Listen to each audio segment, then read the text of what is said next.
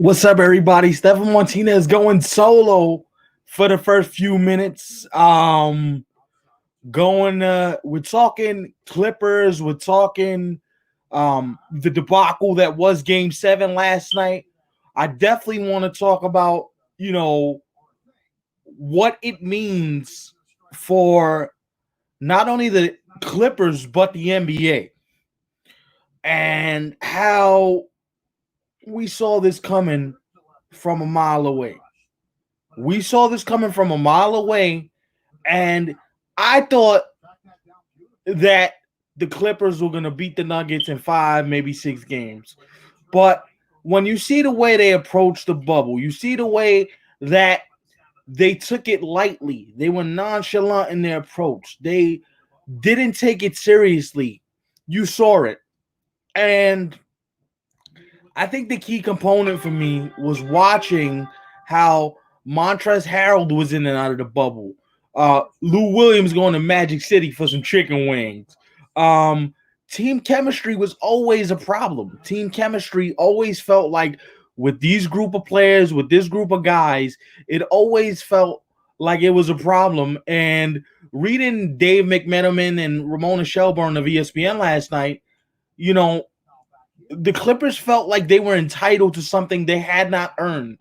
Now, if you look at this team on paper, which is what I always did, and I always looked at them fairly, I always thought that the Clippers were probably the best team in the NBA in terms of having two-way perimeter defenders in Paul George, in Kawhi Leonard, in Patrick Beverley, and having, yes, undersized. Montrezl Harrell was undersized, but Montrezl Harrell is the type of center that you think would play in the modern NBA. Physicality, a little undersized, but was able to get himself, to a situation where you felt like he was on the perfect team. And Nikola Jokic, Jamal Murray, Gary Harris Jr., Paul Millsap, the Clippers got exposed. Because when your best players, and this is what I'll say, the Clippers' best players didn't show up. Okay? They didn't. They didn't show up when it was time to show up. They weren't there. They didn't have anything. And I looked at the Clippers and I said to myself, if you had done more, if you done less talking and you took the games more seriously inside this bubble, then you probably would have won it. And I'm not talking about their level of preparation and their level of play, but I'm talking about the attitude of looking at the Portland Trailblazers and telling Damian Lillard and CJ McCollum, you're going on vacation. Excuse me? When's the last time the Los Angeles Clippers won a championship that I'm not aware of? Did the Clippers do something that I wasn't aware of? Did the Clippers win some sort of mystical championship in the city of Los Angeles that we all weren't aware of? And look, you can sit here and say, that this was the Clippers just trying to, they were just trying to save face. You don't save face after 2 losses last night. Like that. 2 losses in a row, 3 losses in a row, where you think, oh, we'll save face and it won't be that bad. It's bad when you got guys like Paul George, like Lou Williams, like Montrezl Harrell, talking to Luka Doncic all crazy. It matters because here's what it boils down to. It matters from this standpoint. You can't laugh at somebody. You can't look at somebody crazy and go, well, we didn't know it was going to be like that. You can't tell me you didn't know what it was going to be. And the whole playoff P thing, that's a joke to me. Playoff P. You know what Paul George shot in this series, folks? He shot 25% from the field in this entire series. And you're supposed to be the second star to Kawhi Leonard, and you shoot 25% in a playoff series? Really? And you're the guy that I'm supposed to be looking at for support for my star player who's supposedly ready to, win his 3rd championship with his 3rd team in 3 years? not 3 years, in like 5, 6 years, Kawhi Leonard was ready. But I can't put it all on Kawhi Leonard. And look, you can tell me that, you know, Paul George, he was dealing with some depression, and I get it. It's hard doing what these players did. You're going inside of a bubble, you're confined, you have no one to talk to, there's nobody around you, and you're just trying to make do the best you can with your current situation. Here's my problem. They were talking, Chris Haynes wrote this on Yahoo, and Mark Spears also wrote this for the Undefeated yesterday. Are you telling me that now we're going to say it's a rest issue? It's a rest issue. And I can't take them seriously when you tell me it's a rest issue. This can't be a rest issue. This has to be something that we look at the Clippers and we go, yo, there's a flaw in whatever they've built. Because obviously, listen, Oklahoma City, when Paul George was in Oklahoma City and Damian Lillard sent them home, there was a clear message sent there. Clear message sent of, you're too fragile. You can't play with us in a big game. You can't play with us in a big game. I want to stop myself, and I want to bring on my special guest at this time, foul player, Joey. He should be hopping on any second now. You guys, I did a couple shows with him on his YouTube channel, Foul Playland. So we waiting for Joey to hop on here in just 1 second. But the Clippers, they deserve to get excoriated today. They deserve the Twitter mentions to be blown up and people to look at the Clippers crazy. After what we saw yesterday, the Los Angeles Clippers deserve to be eviscerated on Twitter, because then you look at it, oh, some guys were gassed in the fourth quarter. Gassed in the fourth quarter when you didn't play for 4 months. You basically chilled out for 4 months. I don't get how you being gassed is something I can co-sign. And look, Doc Rivers can't play these games. I understand Doc Rivers is not a player. He can't go out there and play. He can't get jump shots up. He can't do those things like Kawhi, like Paul George, like Patrick Beverley. He can't play for these players. But I'll tell you one thing he can do. He had no answer for Jokic, for Jamal Murray. There was no answer for any of the Nuggets stars, for both the Nuggets stars last night. Gary Harris hit a couple big shots in this series. Okay? So let's call a spade a spade. The Los Angeles Clippers are fragile. They're a fragile group. And when you look at it from this perspective, when you see someone that is as fragile as they are, and they don't have the wherewithal to say, let's keep grinding through, let's keep fighting, that plays a part for me. You look weak.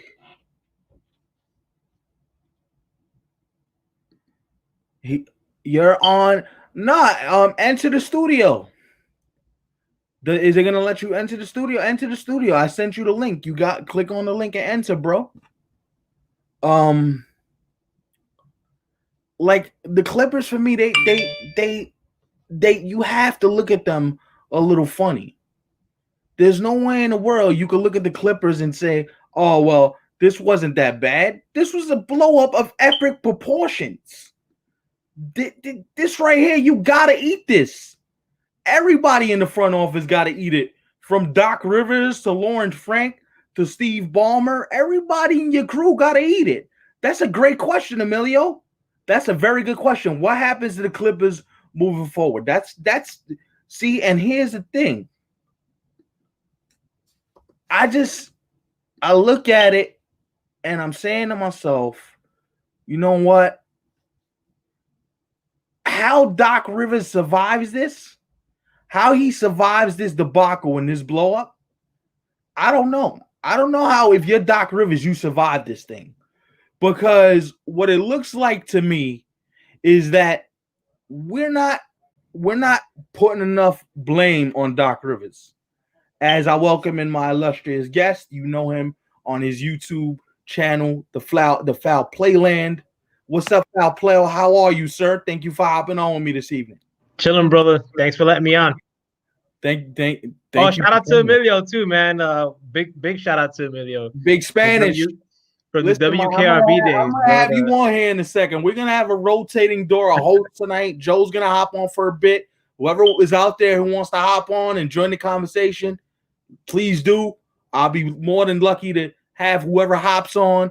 But I was just saying, man, Doc Rivers can't be absolved of any of this blame. Like, this is, I counted, okay? Because I wanted to make sure I had my stats correct before I came on the air tonight. This is 5 straight times where Doc Rivers has either blown a 3-1 lead in the series or a 3-2 lead in the series. His teams are known for blowing leads. Most notably, we'll go back to 2016 when they had the Warriors. They were up 3-1 on Golden State, and they blew it. And I'm like, you know what? This right here got to get him fired. Didn't get him fired. They do it again. Last night. You can't have 2 epic meltdowns like that in a matter of years, and yet it comes out today that his job is safe. How is his job safe? Can somebody please explain to me, how is your job safe? And I'm going to say this, and I'm sorry if I offend somebody by saying this, but Doc Rivers won 1 championship. He ain't not like he's the greatest X and the nose guy we ever seen. Come on now, man. Doc Rivers, you gotta have some. Listen, Doc Rivers needs to take this, and we need to figure out what's going on with him and what's going on with this franchise. I mean, I don't know, Joe. Maybe it's just me. Maybe I'm crazy. Maybe I don't know what I'm talking about. But I'm just flabbergasted how there's not. Nobody's looking into Doc Rivers' job going, this dude deserves to lose his job. I mean, like, I think like a lot of coaches in all sports are getting a little bit of a free pass with the pandemic situation, maybe as a backdrop to have a blanket excuse for everybody. But Doc Rivers, I mean, if it wasn't, I really didn't think of him in the past, like, or before this series, as coming up short, but this series does exemplify like the shortcomings that Doc Rivers has faced in years past. I mean, like, where he's come up short in the playoffs specifically. This team too, the Clippers. I mean, like, when you consider Love, my bad, bro. The oven's going off. All good, baby. All good. The oven. When you consider how they were currently constructed, they had a dope bench. They were supposed to win the championship. Yeah, I mean, like, they got our boy Morris from the Knicks. But as they were currently constructed, I mean, they're pretty stacked when you look at the other teams that are out there. Bro, them of all teams, I'm not giving a pass to. And here's why I'm not giving a pass. Nope. The Clippers and the Lakers are teams you can't give passes to if they fail. The Lakers already got to the next step. Here's why I'm not giving the Lakers a pass. I'm not giving the Clippers a pass, excuse me, for this one specific reason. It was always about, well, we got to make sure guys are rested. We got to make sure we don't get nobody hurt. We got to make sure we do all this, right? That's all well and good, and that's a fair point. Bro, you have 4 months off. You didn't play a game for 4 months. You, of all teams, should have been like, you know what? We're going to benefit from this. We got 4 months off. We got to get locked in and mentally prepared to go win a championship. You weren't going down in the bubble to have fun, going on vacation. You couldn't leave your hotel room. If you want to go down there, take it seriously. Go down there and win. Don't play around with it. And Doc Rivers had no answers. I mean, like, they kept getting hurt for the same things in this series. I'm sorry. I'm sorry, but I gotta say this too. They did not. We talk about Kawhi is an isolation specialist. That's fine. That's fine. But Montrezl Harrell was allergic to productivity in this entire series. You know what? You know what his rebounding stats were for this entire series? 7 rebounds, Joe. 7 rebounds in 7 games. 1 rebound a game. Are you 7 rebounds the whole series? You could just wait and get one. Actually, you could just wait and get like 4. He has the audacity. NBA. My man got a 1 game clip. He has the audacity, the unmitigated goal to be represented by Clutch Sports and Rich Paul and the crew, Maverick, LeBron's crew. I'm hearing he wants $100 million. Montrezl Harrell, you want $100 million? From where? The Tooth Fairy? Where you want me to pull $100 million from, bro? Where? Where I'm supposed to be pulling this $100 million from? Tell me. Maybe we could go walk through this math together. You want $100 million for 7 rebounds in the Western Conference semifinals? He'll get it too. Oh, okay. Listen, if somebody gives him $100 million, I swear, you know who would do it? The Knicks will get $100 million. Well, he wasn't in the right frame of mind. Maybe in New York with Tibbs, he'll do. Are you kidding me? There is no way on this planet Earth that Montrezl Harrell is getting on it. Not in this offseason. By the way, we don't even know what the salary cap looks like. Let me just point that out. So for people saying that they think he's going to get $100 million, you really think he's going to get $100 million? $100 million from where? What planet are you living on? $100 million. Not planet Earth. Look, man, point blank period. And I hate to call for somebody's job in this instance. I hate to call for somebody's job.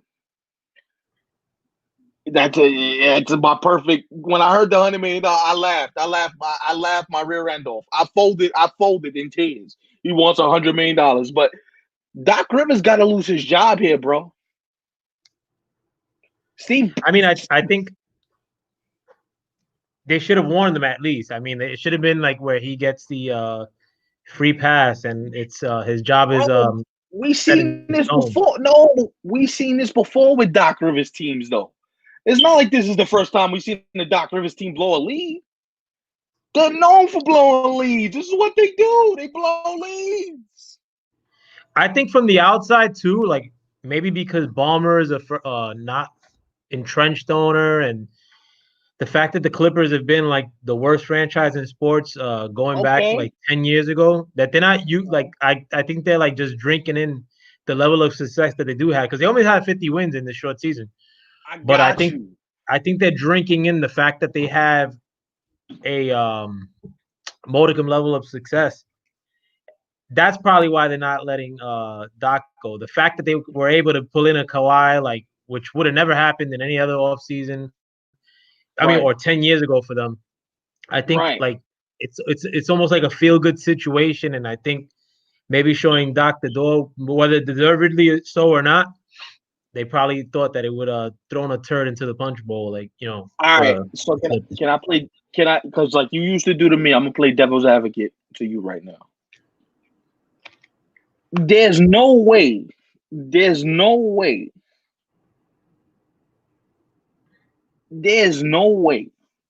that if I'm the Los Angeles Clippers right now, I'm not picking up my phone and I'm not making 2 calls. You know who I would be calling right now if I'm the Clippers to come coach my team? Who's that? I would call Billy Donovan, because Billy Donovan is a coach's coach. That guy can coach. Okay? Point blank period, he can coach. But the other one's going to shock you. You're probably going to be like, Ram, really?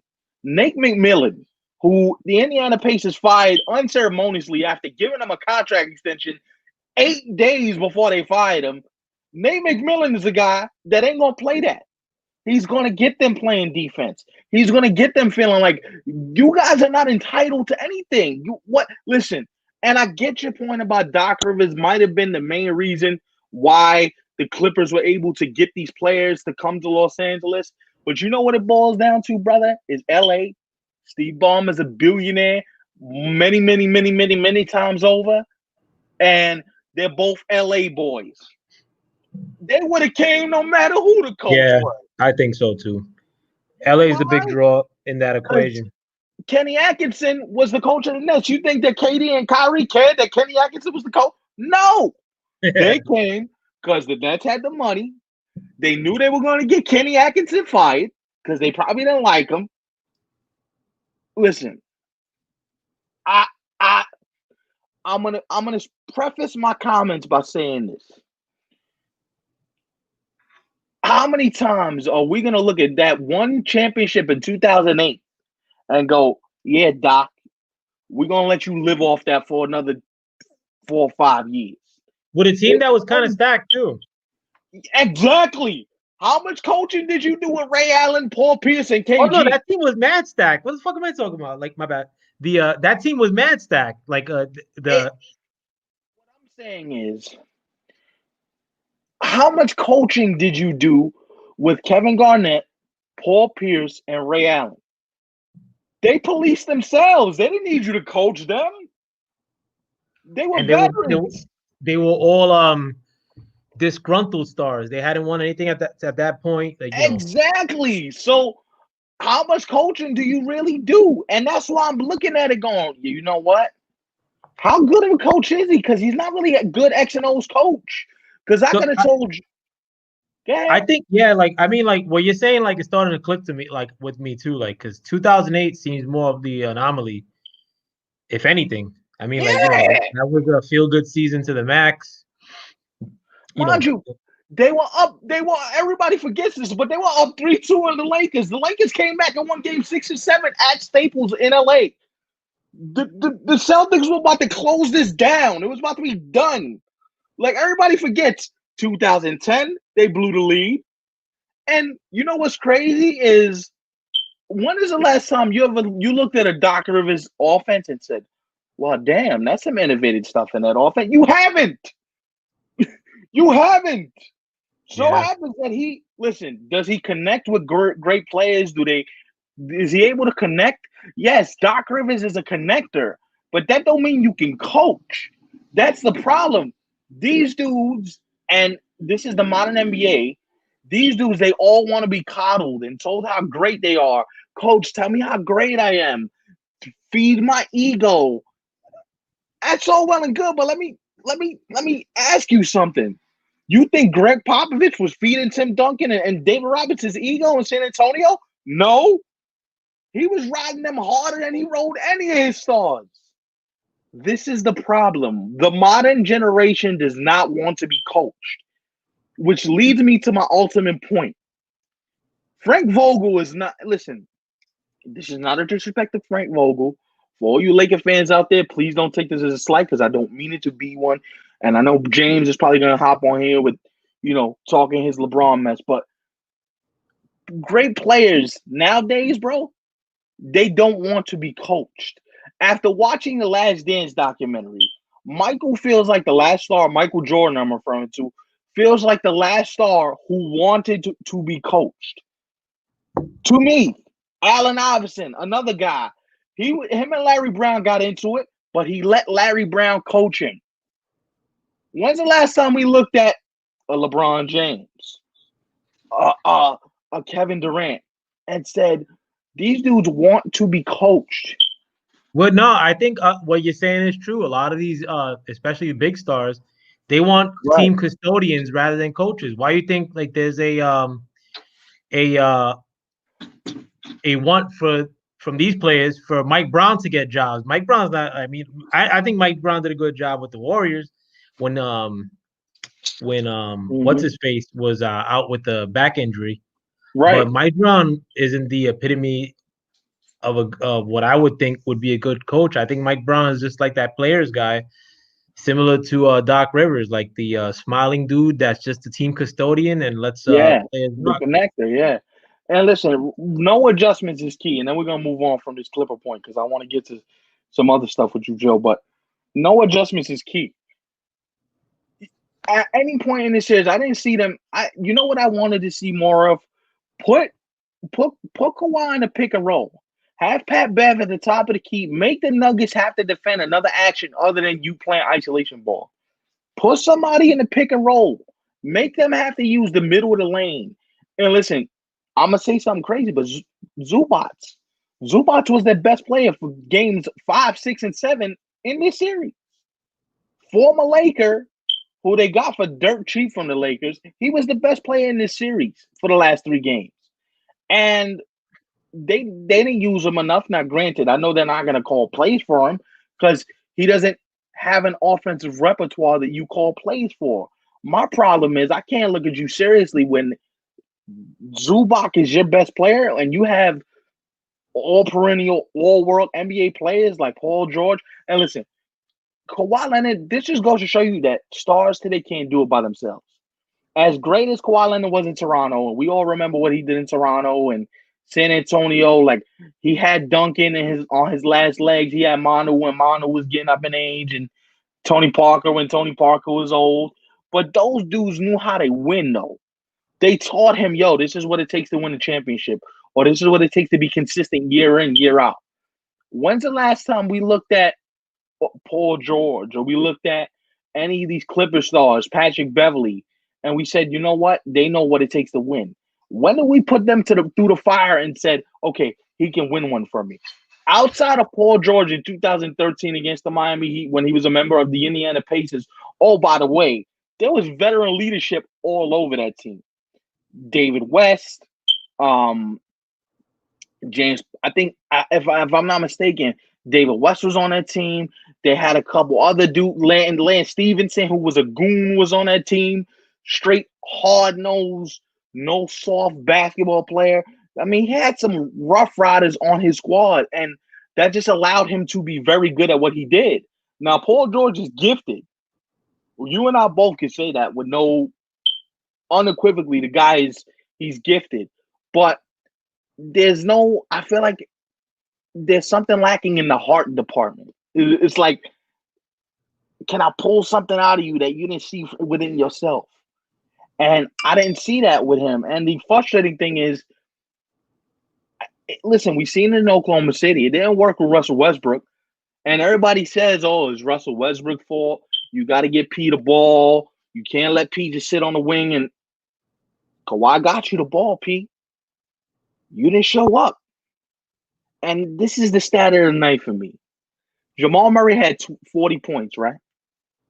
Do you know what Kawhi Leonard and Paul George had combined?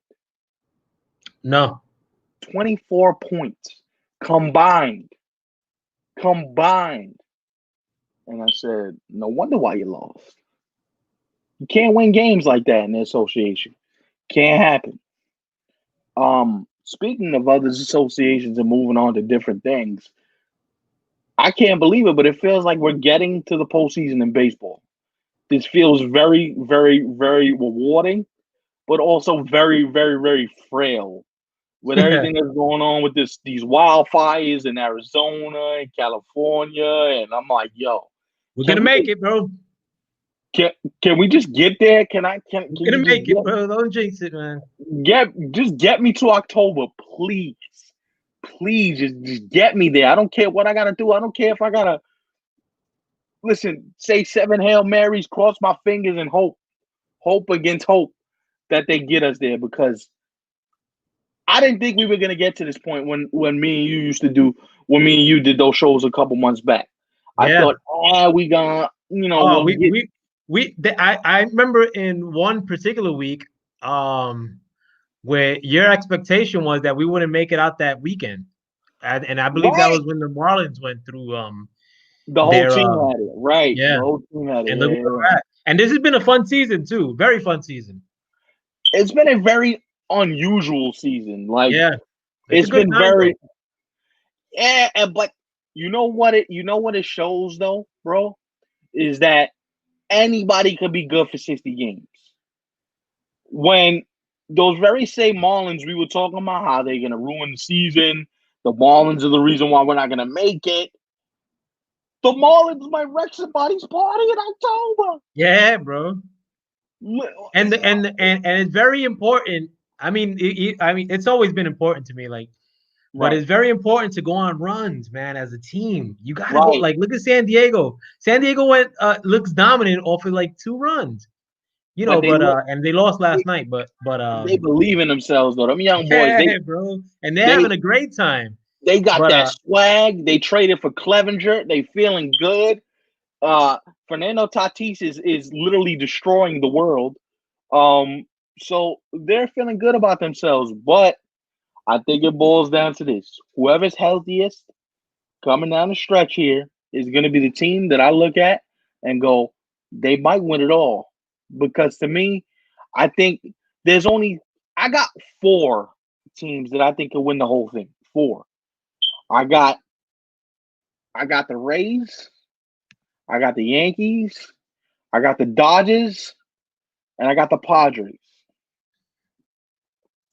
Everybody else, I see question marks with. I would have thrown Oakland in that mix, but they lost Matt Chapman, which is gigantic. Yeah, gigantic loss for them. So I would have thrown the Oakland A's in the mix if it hadn't been for the loss of Matt Chapman. And the reason why I put the San Diego Padres in this equation now, can you look at Ale, what's up, man? Look at the teams we mentioned. San Diego got deep pitching.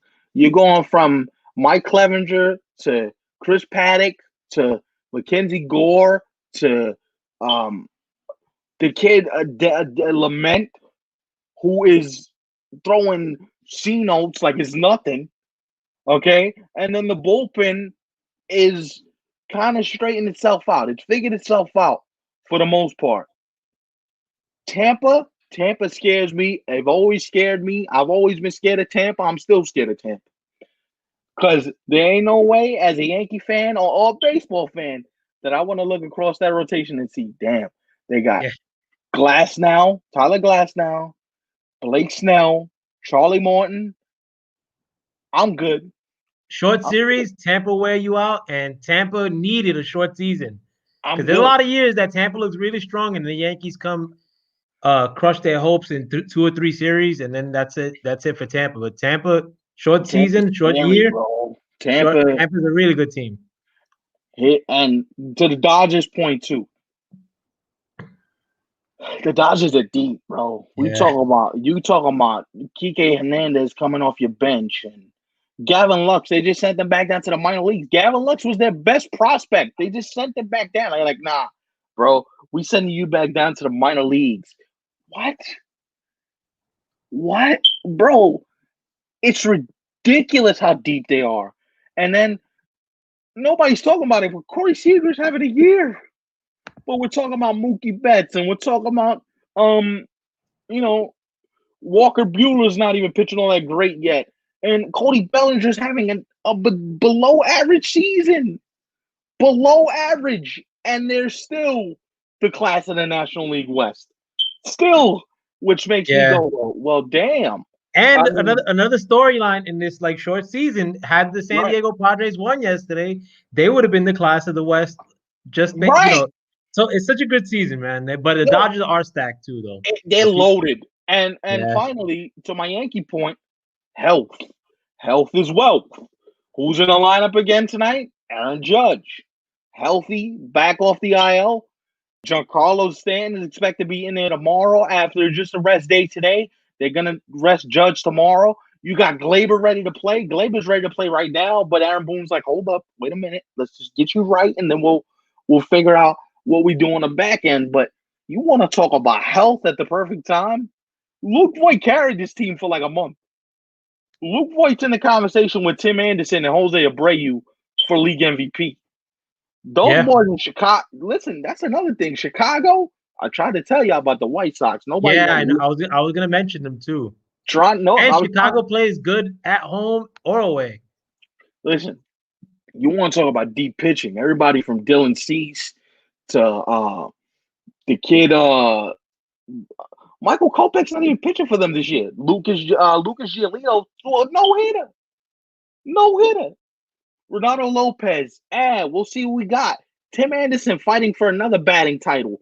Jose Abreu driving in RBIs like it's right. Jump on my back. I'm gonna Uber you home, fellas. Yep. The White Sox are no nice joke. bench too. Good bench. Good bullpen. White Sox are no joke. And if you think that if anybody wants to play them young boys in the first round with nothing to lose, nah, I don't. The White Sox are the AL Padres.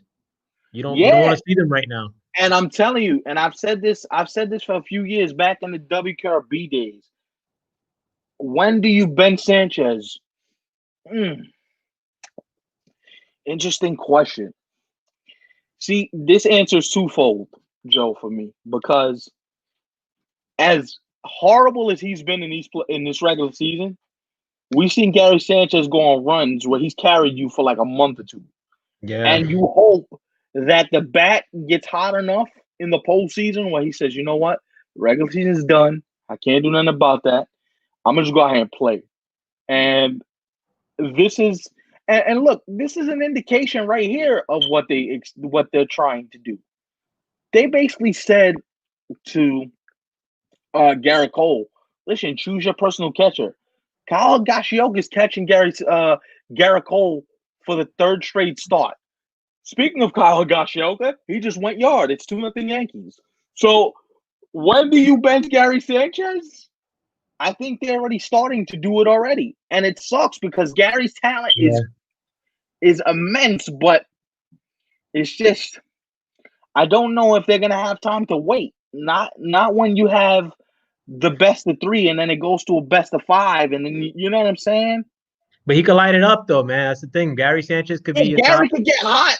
Yeah. He could get hot. But, yeah. I personally wouldn't give him the hook, man. It's too short of a season. And listen, all it takes is one swing. And I know that's so cliche, but let's say he unlocks something in the next 7 to 10 days. He's hit the ball harder in the last 4 or 5 days. If he unlocks something and his timing gets right and his rhythm is on point, it's gonna be hard to tell me, oh, we gotta bench Gary Sanchez. I don't know how you do it. Yankee fans, before the season started, didn't like Gary Sanchez, bro. He's like the persona non grata on that team. Listen, Gary Sanchez is the Alex Rodriguez for the modern Yankee fan. That's what he is. Yeah. But Gary Sanchez could be like A-Rod in 2009, where he takes the offense, puts it on his back, and go, fellas, follow me. That's why, as hard as it is, the guy's talent level is so crazy. I can't give up on that. And if you do, does it mean you go give GT Realmuto a lot of money? Because I don't know about that. That's tough. Not for the Yankees. I mean, for any other team, yeah, but Gary Sanchez's potential is too tough, man. You can't. Speaking of giving JT Realmuto a lot of money with your supposed owner, let me not jinx it for you Met fans out there. If Steve Cohen takes over the group and he owns the New York Mets, is JT Realmuto one of your free agent signings this winter? Come on, bro. You going at? You want him? Of course, bro. Are you kidding me, bro? Like I'd back up the truck for him, bro. I'd probably go 6 years, man. Like, and wow, yeah, it may take that. He's gonna try to break the catching pay rates. And he's worth it. The guy's worth it. I mean, he deserves it, but we need a catcher bad. So I mean, yeah. Listen, but going back to what you were saying as far as the Game of Thrones situation that's happening with baseball, bro. I can't even like one point that I wanted to make is I can't pick who's gonna win not even close, bro. There's like so many, like every team you mentioned, bro, could take it all, including the White Sox. Right. And that's dope. that's dope to have in a playoff, bro. Because to but concede to that the Lakers in the NBA, not cool. To right. concede to the And Niners that's or why I gotta be honest with you. That's why I'm so drawn to this Islander run in hockey, because it's like, yo, if they win this thing in hockey, bro, after have to play in the qualifying rounds to say, yo, y'all came from literally, not that they came from nowhere, but they came from nowhere, nah, they bro. did come from nowhere. They did come They from came nowhere. from nowhere, bro. They're in the Eastern Conference Finals with a chance to push the Lightning to Game 7. And if you don't think the Lightning are looking at this like, God, no, please, no, don't push us to Game 7. Please, no, no. If the Islanders win one more, listen, man, stuff is gonna get real, because then you start feeling the pressure, you start feeling tight. That's the beauty of sports, man. When you got the Miami Marlins, the young Miami Marlins, that pitching staff in the playoffs, nah, bruh, I'm out. And a bat like Yeah. starting Marte in the middle of your lineup, special stuff, man. Special stuff. Yeah, I'm But on the low rooting for them both. But there's a lot of teams I'm rooting for this year in baseball, man. I right. mean, with the exception of the Yankees, bro. Like I'm there's so many dope teams and so much youth, so many dudes throwing a buck out of the Mm-hmm, bullpen. It's a mm-hmm, fantastic mm-hmm. season. If you guys Listen, ain't and tuned then in, you got a lot of young guys coming up making a difference too. You got yeah, bro. a So, yo, lot of you have top prospects have been called up. Alec Boehm for the Phillies. You got Key Brian Hayes being called up for Pittsburgh. They're in a rebuild, but that young boy can play. that You kid's got dope, bro. Keston Hera for the Brewers is having an impact for them. You're seeing top flight young talent being told, listen, we're going to put it in your hands. The Marlins are the prime example. Sixto Sanchez. They got Sandy Alcantara back. You traded from your depth of starting pitching to go get Starlin Marte, who might have an impact similar to what JD Martinez had on the Diamondbacks in 2017, where he basically got hot the last 2 months of the regular season, and he literally drove them. He drove them to the postseason. And Is he so, a free agent this year? Marte, my bad. yes, He is, he right? is. He is.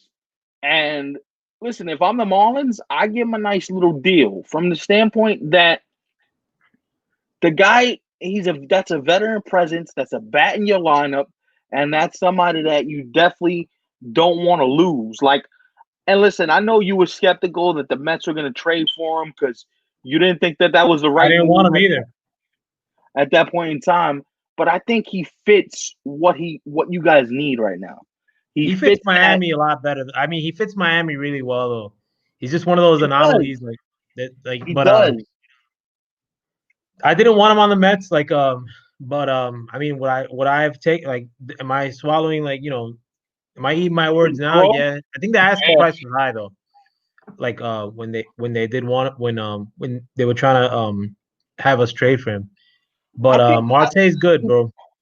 Starlin Marte is the type of player to me where I look at Starlin Marte and I say to myself,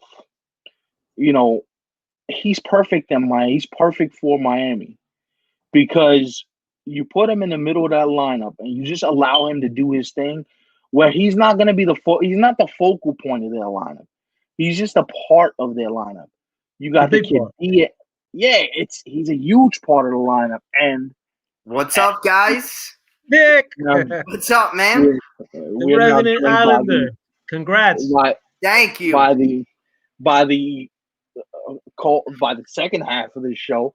He got off to a late start. But yeah, man, the Marlins are scary. That pitching is no joke. That pitching is no joke. And listen, I'm gonna say this too.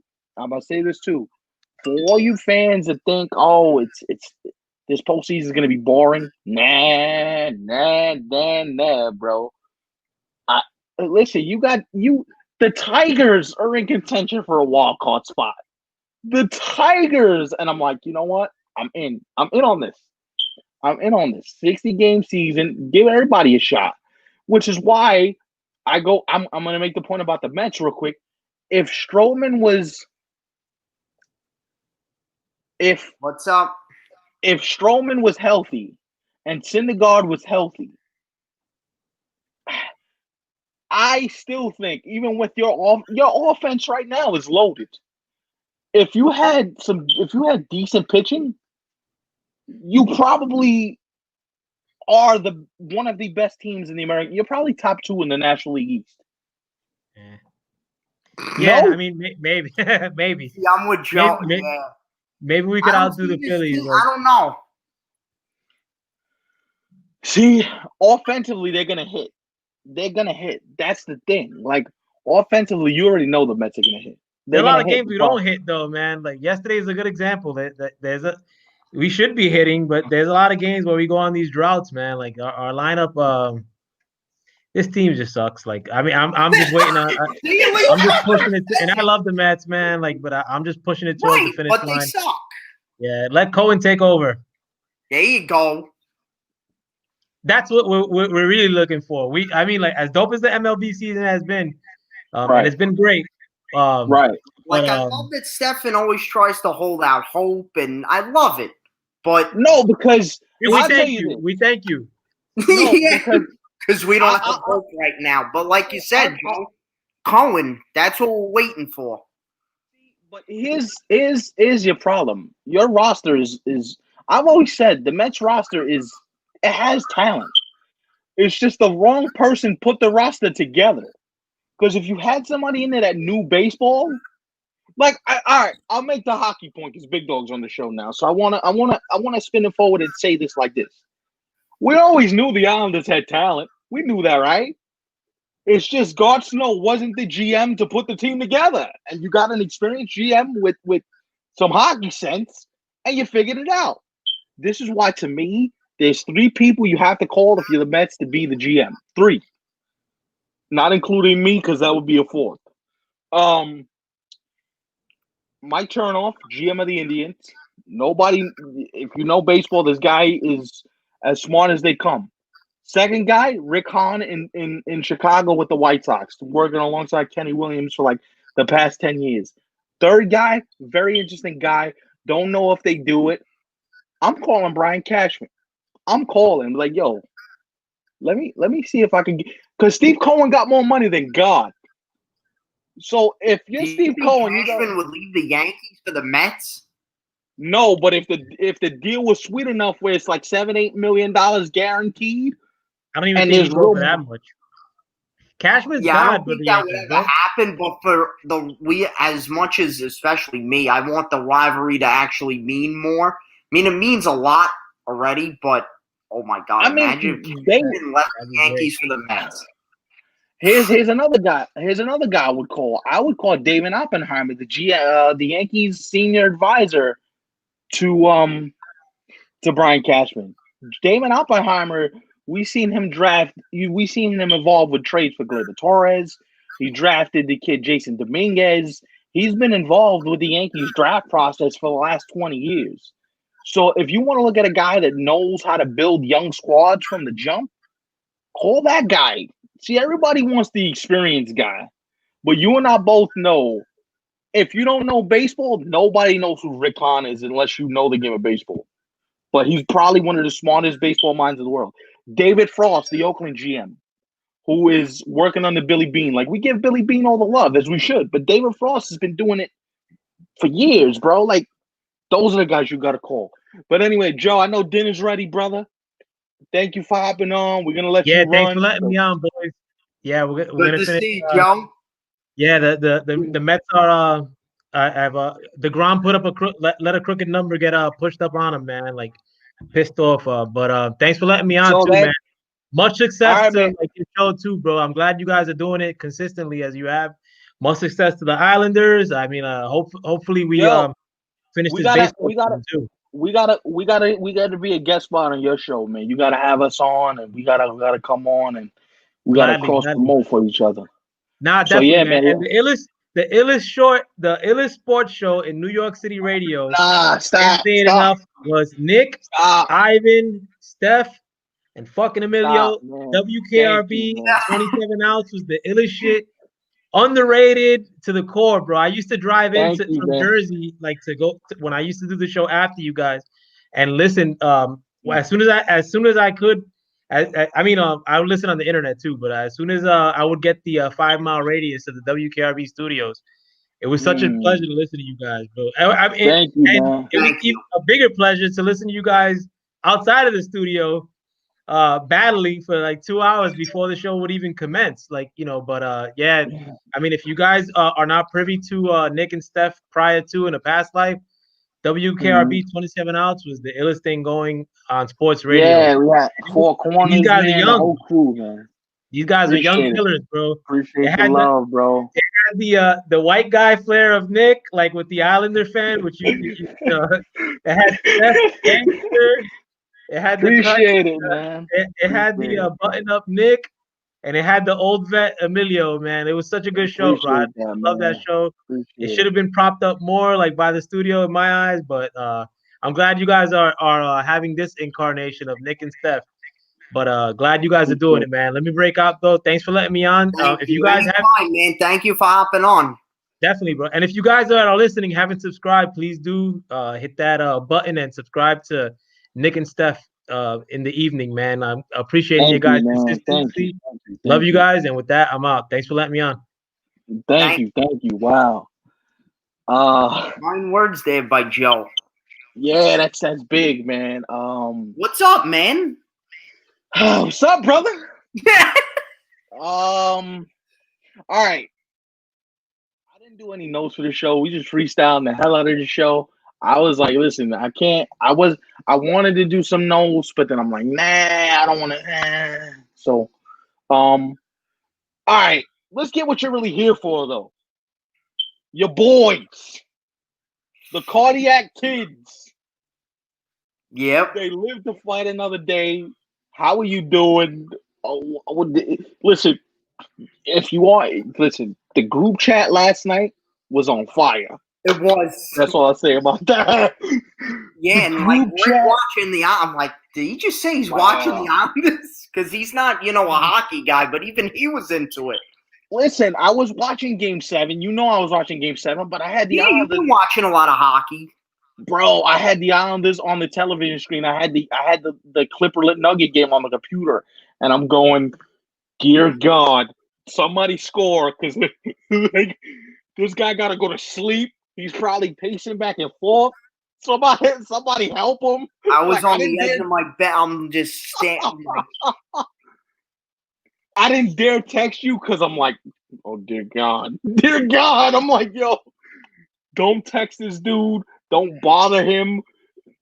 No, man. I was like, you got to be losing your mind. And then finally, I was like, did they actually do what we've been saying do for like the longest time? The pass from Lee to Eberle, I was like, that was gorgeous. Yo. And the first thing I said was, I can't say the first thing I said, because the first thing I said was, kind of expletive lace, but yeah, I said, what a shot. And I'm like, are you kidding me? And I love Don LaGreca, but I got to take Don LaGreca to task because he said something today. They said a few things on the K show today. I don't know if you were in tune to what was said, but I was listening to Hockey Central, their analysis of the game and stuff. But tell me, what did these guys say? They talked to Islanders today. Like for how long? For like 20 minutes. Of course. The day I don't tune in because I'm like, watch, they probably won't even talk hockey. And they did. Here's the crazy part. Don goes, Michael K goes, listen, that was a great win. I was on the edge of my seat. I was driving home listening to the game on the way home from doing the Yankee game. He goes, but if you want me to open up a show with the Islanders, you're crazy, because he mentions that the ratings probably, like, they have a specific formula that they stick to, which I'm all for. Like, I've said that. We all know that radio is slanted towards one side or the other. There is no, there's no give or take in these situations. Yeah. But he said something slick, though, that even and I'm not a hockey fan like you, but even I was like, Kay LaGreca. They both said slick stuff today, but I'm gonna get to Kay first. Because I'm okay. Kay said something to the effect of, well, Even though the Islanders won, the Yankees probably still beat them in the ratings. Here's the crazy thing, and that's when you sent me what you sent me about the Mets losing to the Islanders in the ratings. Yep. I mean, the Mets suck, so that's a fair point. But look, you got a New York-based franchise about to win a championship. They should be getting more coverage than 20 minutes a day.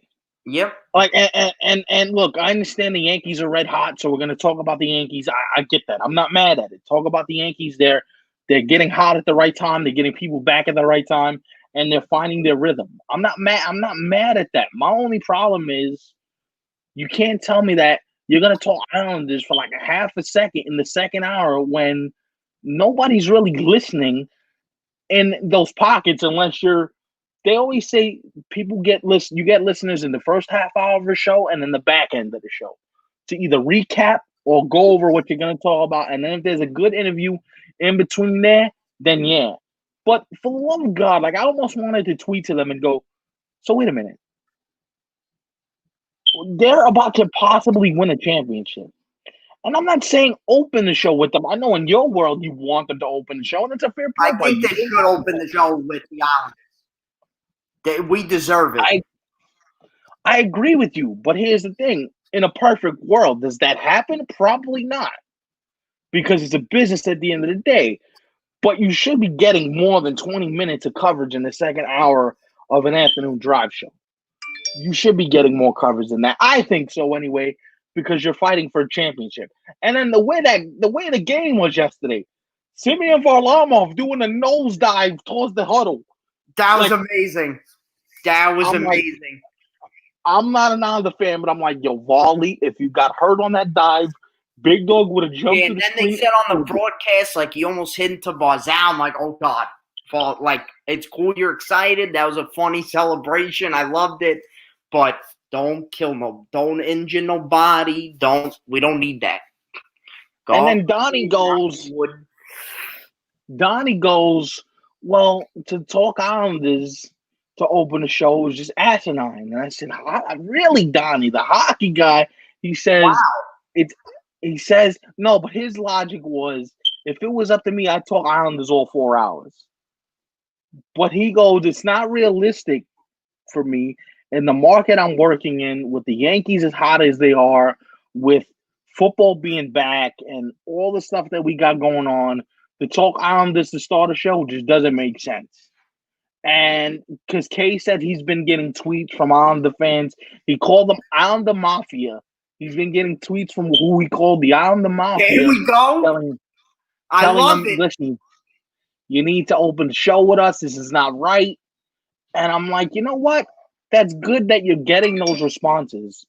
That's awesome. And you always wanted that for years. Like, Islander fans got to call in or tweet in and be like, yo, like, talk about us. I love it. Yeah, but that's what I'm saying. Because we're out there. We're out there. We just got to be more vocal with it, and we are. If you want to move the needle, the only way you move the needle is by calling and going, yo, talk about us. Tweet at us. Blow up the lines. And I know it's disrespectful, Kayla. It's absolutely disrespectful. It is. And this is why I know we didn't start with hockey on the show, because I know you wanted to come on and talk about it. That's why I started with the other things I started with. But listen, and I said this yesterday. I said, if the Islanders win tonight, you don't think Tampa starts feeling the pressure? And it's exactly what Donnie said. Donnie said the same thing. And I said, you know what? Yo, it gets game 6 is Thursday. Hopefully, I'm hoping we get to a game 7, because that would be the biggest moment as an Islander fan for me. Like, if this 7 games. Listen, just the fact that you're in a game 6, let's just put this in perspective. Yeah. You're in a game 6. This is huge. You don't think first of all, let's lay some backstory here a minute. You don't mind, right? Let's lay some backstory. Yeah, of course not. Tampa's been in the conference finals for the last 6 years. They've been here before. We've seen this movie before, right? They're almost. This feels very Clippers, Warriors, Lakers, esque. Like they're the team that's supposed to do it, win the chip. If they blow this again, I had somebody text me today and go, Cooper's gonna lose his job. John Cooper's gonna get fired if they lose in this round. They're already prepared to move on from John Cooper if they lose in this round, which is being talked about on Tampa radio. It's being talked about amongst league executives in the league. If Tampa loses this again, can you imagine what that's going to look like? Can you imagine? First of all, can you imagine what it'll look like? Can you imagine? First of all, can you imagine what it'll look? First of all, I think Tampa, and correct me if I'm wrong, you can't tell me Tampa doesn't feel and Cooper doesn't feel the pressure after being here for the last 6 years. And the Islanders, man, and we said it yesterday, the Islanders really, all the pressure's on Tampa to close this out. The Islanders, as Barry said, just stay focused, but have fun. Like, have fun playing hockey and just do what you got to do, and that's it. And that's what they did last night. Stout defense. Right. Varley stood on his head. I mean, good God. Oh, he was unbelievable. Both goals were tremendous, but Varley was awesome. But I like the defense that the Islanders played in both the neutral zone. Cut off. They played great. They didn't, they had the sticks in the lanes to block pucks. They just did everything right yesterday. Right. It was a heart attack, but they played shutdown D. I mean, Tampa got their shots in, but for the most part, they played really well. And then I seen something today on Twitter that the Islanders played a conservative brand of hockey because they didn't want to make too many mistakes because Tampa's really explosive offensively, and they don't want Tampa to get off the schneid and get hot. That's fair.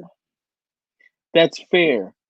But the Islander defense didn't let them do anything. No. The Islander defense were in both zones going, yo, score on this. Everybody. And then there was the play by Lee. So Shattenkirk whiffs on the shot at the point. He whiffs on it, and Lee was like, all right, I'm out. Yeah, shoots it at Lee. It goes off his shin guard. He blocks it. And Lee beautifully passes it to himself off the boards, and off they go. And 2-on-1. Do you know the Boston-Miami score? I will tell you that right now. That awesome pass to Eberle.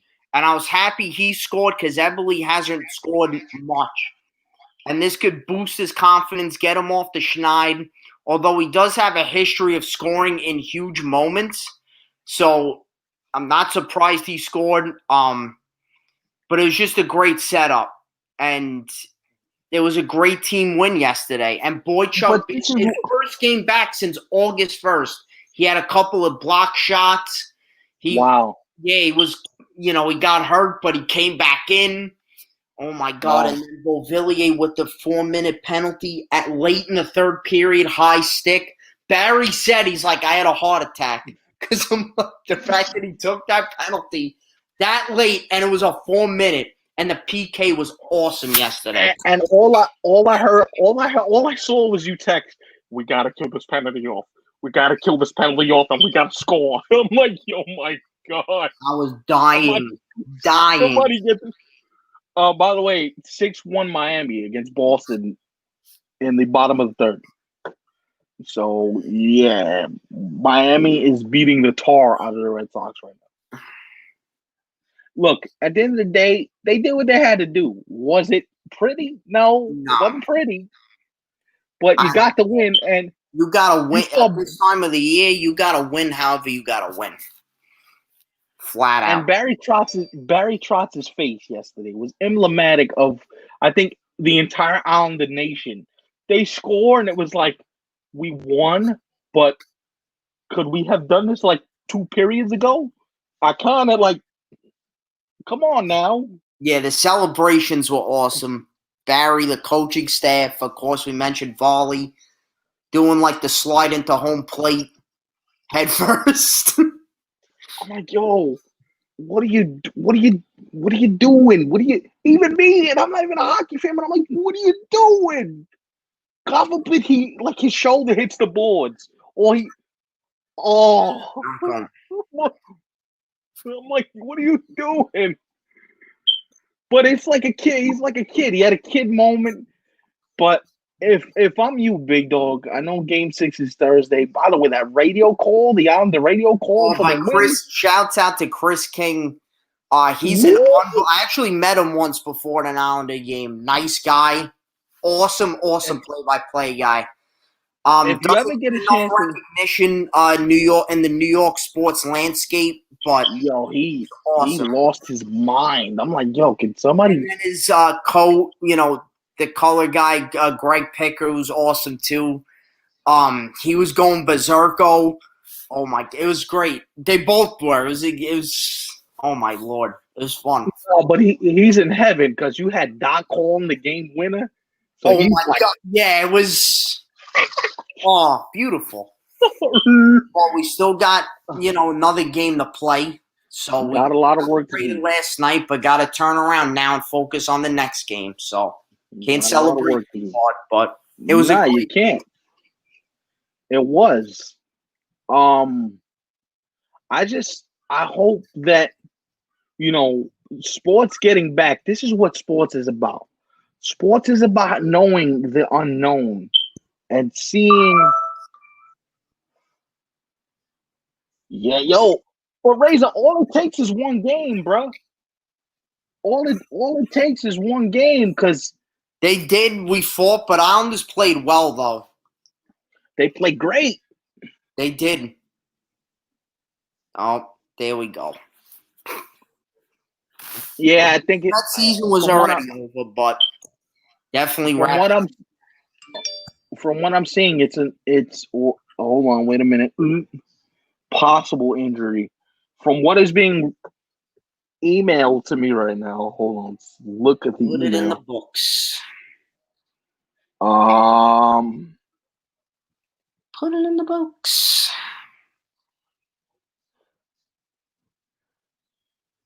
Hold on. He's at the 2 innings with a parent. Nobody knows what the injury is, but it looks like it's an arm injury. So fingers, toes, and every other thing. He left after 3 innings, and he's been dealing with some back type, shoulder type. I'm like, listen, please, don't, please, because honestly, I'm not a Met fan, but I love watching that guy pitch. He's awesome. I'm hoping it's not an elbow or anything like that because I really don't need any more injuries. Blackout on my end. Yeah. Unfortunately. It sucks, man. Injuries suck. And, this time of the year, man, this is why I look at the Cizikas injury and the injuries to the Islanders. You always want to play somebody when they're full strength because you don't want to have the narrative be, what happens if our guys were healthy and we didn't have all these catastrophic injuries? Well, the series have been different. Yeah, that's the one thing that I hate about sports. The heart and soul guy works hard every night on the ice, but he, next man up, right? So, wow, Reese Hoskins likely out. Wow, and Braden Point too for Tampa Bay. That's a big loss for them. Don't know if he's playing in game. Zacko, what's up there? He's playing in game 6. Hold on, we gotta do it for Zach. Cam. Yeah. Good for you, Zach. Well, I'm not happy. I had to do the Cam. Yeah, we know you're not. Jet boy over there. Yeah. My team, they're going to get absolutely annihilated Sunday. Oh, you got the Niners coming in, right? Yep. As the legendary Hulk Hogan once said, Boston coming back. You always got New England to fall back on, so. As the great Hulk Hogan once said, say your prayers, take your vitamins, and drink your milk. Because you ain't, As long as you got Belichick, man, the genius, New England's going to be gooch. I don't think they win the Super Bowl, but they're going to be good. They're a playoff team. Nah. All right, so can I get everybody's thoughts on something? I want to get your thoughts on this too, Big Dog. Did you see Bruce Arians' quotes today to the media? I did not. Oh, me and Tom Brady are fine. We have a good relationship. How I don't care how you perceive us in the media. We're not that bad. And I'm like, Bruce, you're just digging yourself a bigger should not have grave. Can you not do that? Because it's like you're digging yourself. The grave is getting bigger and bigger and more shallow and more. And I'm like,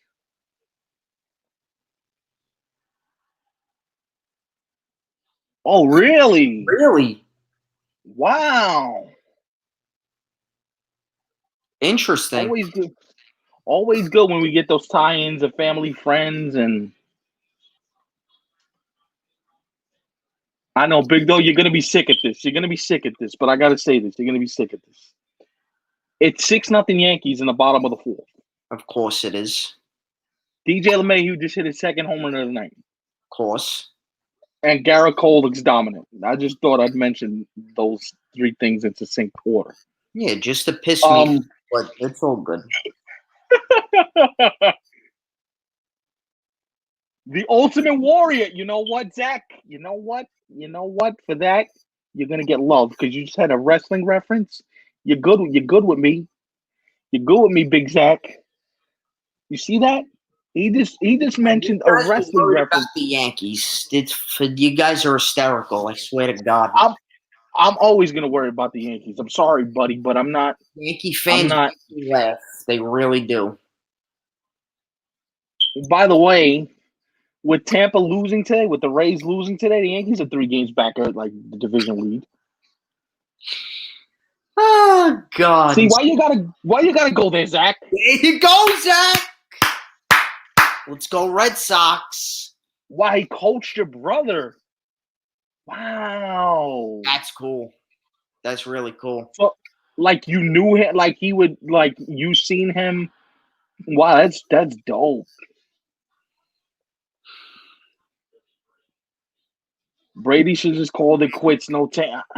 He could have, but this feels like very Michael Jordan to the Wizards, kind of like it shouldn't. It didn't need to happen this way. Zach, why you gotta hurt yourself? Oh yeah, I love Zach even more now. Why you gotta?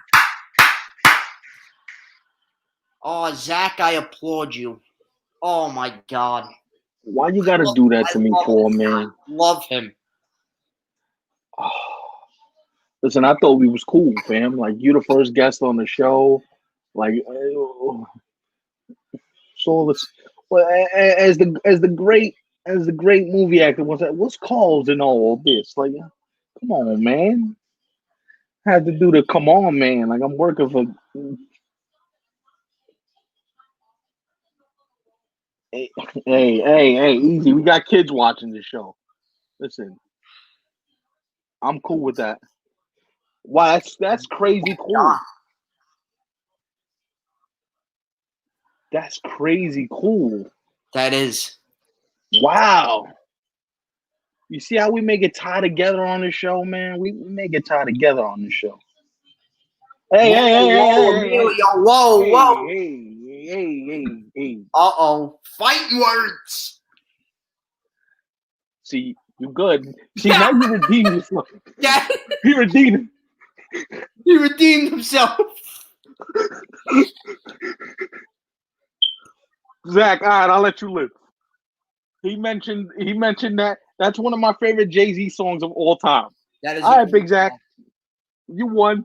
He redeemed himself. I can't be mad. Jay-Z.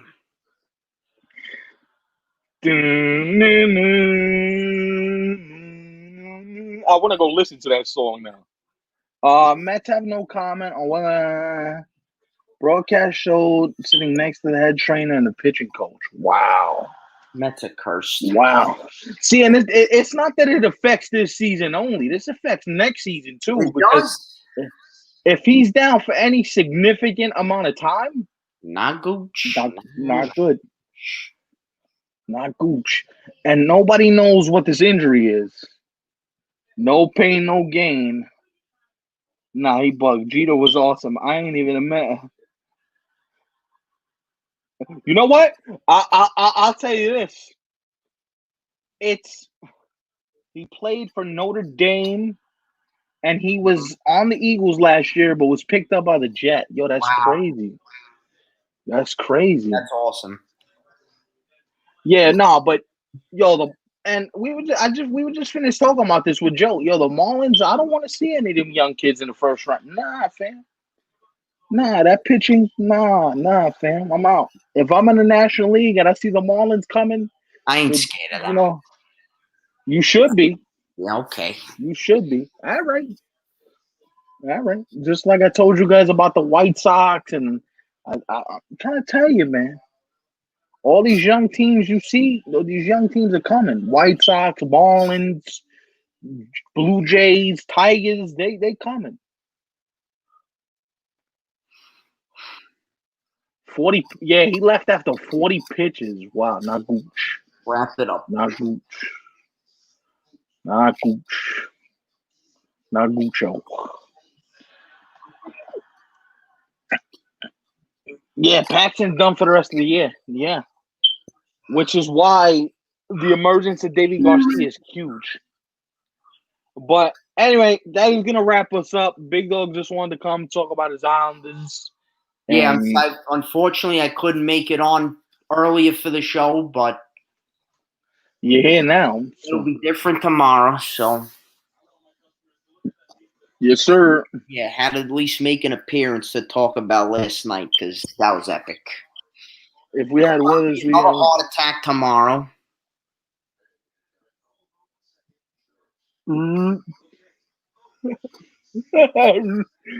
That's funny. Anyway, thank you guys for watching. We'll see you guys again tomorrow. Big Dog, we going 6:30 again, right? Guys, what works better for you? 6:30, 7? The Islanders are on at 8 tomorrow, so I gotta be. He gotta be mentally prepared. All right, now we're gonna go. We'll go 6:30 just to give this guy enough time to get himself mentally locked in for what I'm sure could be the game of his fandom life. So, Big Dog, we send you all the good juju, all the good luck. Hopefully it doesn't end tomorrow. Hopefully they keep fighting. And I don't know. I have a very, very, very, very, very. I got an idea for Game 7. I don't know. I have an idea. So they should really, if it does go to Game 7, the Coliseum should do a big watch party in the parking lot, social distanced. That would be amazing. Yeah, you got to make sure everybody's social dist, because. Yeah, no, of course, wearing the masks, but parked kind of away from each other. I think it would be it'd be cool. Like, yeah, we don't want the vet Coliseum, but we gotta come together as Islander fans. Distance. Yeah, we don't want the veto spreading everywhere. So, all right. Thank you guys for hopping on, Big Dog. Thank you for hopping on, and anytime. As the kids say, we gone. I'm out. Peace. Let's go on.